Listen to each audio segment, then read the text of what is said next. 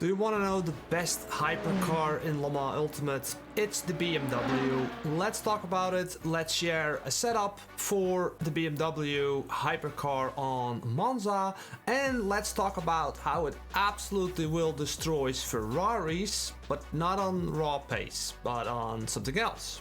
Let's get into it. Now, I've seen this before, but I've seen other lobbies with Ferraris.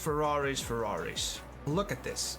It's disgusting, but no need to worry. Apparently, a lot of people struggle with that car if they need to drive it for 1 hour. And that's why I like the hour races, you know. I mean, a few hot laps, sure you can do it, but keep going. Now over here you see there's one cloud with rain. What does that mean and how can you survive this in a hypercar? So let's talk about it a little bit. Now, I'm pretty confident to say that you wanna always start your races and stuff on medium tires, and unless it gets super hot, then you could take the hard tires or massive stints, but in an hour race, medium tires. It's gonna rain halfway through the race, but yeah. Anyways, we're gonna keep these tires, we fueled it up, and let's show you the setup. By the way, lowest wing, pretty much soft anti-roll bars, always a great idea. Dampers, I did tweak this a little bit. Some packers, and yeah, basically.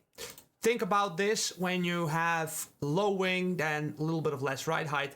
This obviously you can change this in a lot of ways to create that alien pace setup and be really quick. But in this race that I'm doing, I'm gonna have so much incidents. I need to react to things. We're gonna have some rain, so it's gonna be slippery. So I'd rather have a car that is forgiving on a lot of moments, because being on that knife for 60 minutes is a lot. And that's why all the Ferraris got wiped out, I think. So there wasn't really a lot of incidents, they just spun or lost control. So now when I'm looking at this, I look at the P1 and I think, dang, that's almost more than a second, or like more than a second difference. So there's definitely some lap time on the table. But anyways, I think that we did pretty well. And now we have the race start. Now on Monza, on the turn 1, obviously you always need a little bit of luck. But that luck is a lot of times something you created yourself, because if you're just with a careful mind in these race starts, you're pretty much good. So over here, the front car, and I think we just went through this first corner. We even gained the position, luckily. But it turns out at this race start that these Ferraris, they cannot keep up on the straight because I'm carrying the low wing, and this BMW is really nice on its top speed, so that's good. It accelerates very nicely, and on the brakes it is also very forgiving. So if you lock it up, you don't immediately lose it, and I did lock it up multiple times. But yeah, such a forgiving car. I think the setup is also important. You know, again, if you're running massive ride heights and like very low cars and like low wings together and all of that, it can be really tricky, especially with lower brake bias. So I'm not gonna bore you with all this race, because let's quickly go to that rain event. Now I'm already 10 laps in here and it got quite boring. Some Ferraris left off, some like came back, but one by one these Ferraris start to disappear, and we're still on P4. And something you want to take note of, if you look at the MFD, you see the track is damp. When it's damp, you can still be on wet tires and you still be on dry tires. But when do you know when to change to these wet tires? Now, I completely didn't, because I looked at the number 1, and someone who has that raw pace in qualifying is gonna know what he needs to do. So it's a good idea to look at P1 and see what is he doing.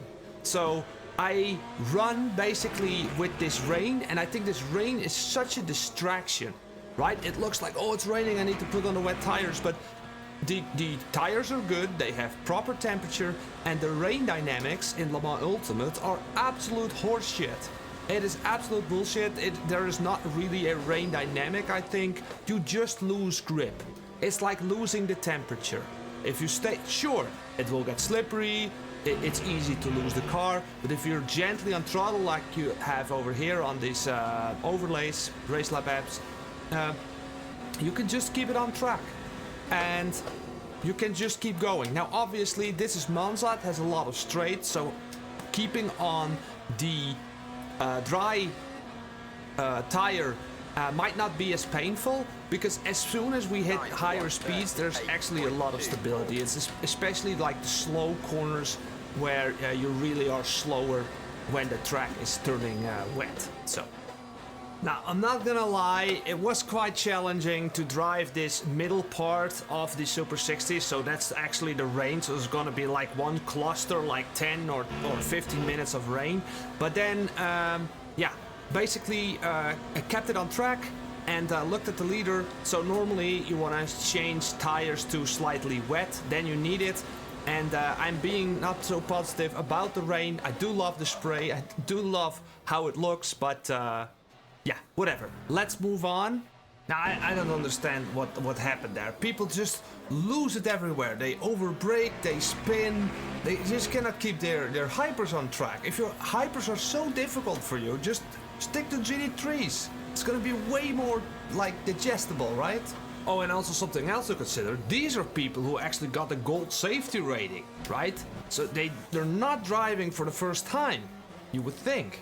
Now, at the end of the race, we did even improve our lap time, so I think I can get into low 35 if I connect the sectors together, but I think there's a lot of skill involved with hypers on the brakes, so if you could have a little bit of a safer setup, then I think you can drive a lot more safely. So also check out the links below. I have a pack for this, like skill level, so like on difficulty, right? So you can actually practice higher and lower levels, and hundreds, almost 1,000 people have already purchased these kinds of setups, and I got really good reviews on them. So this one is free. I will maybe share more cars in the future with these short types of videos. Have a look, and have a look in the description if you're into VR or you want to drive VR. Check the links down below. I have some discounts there.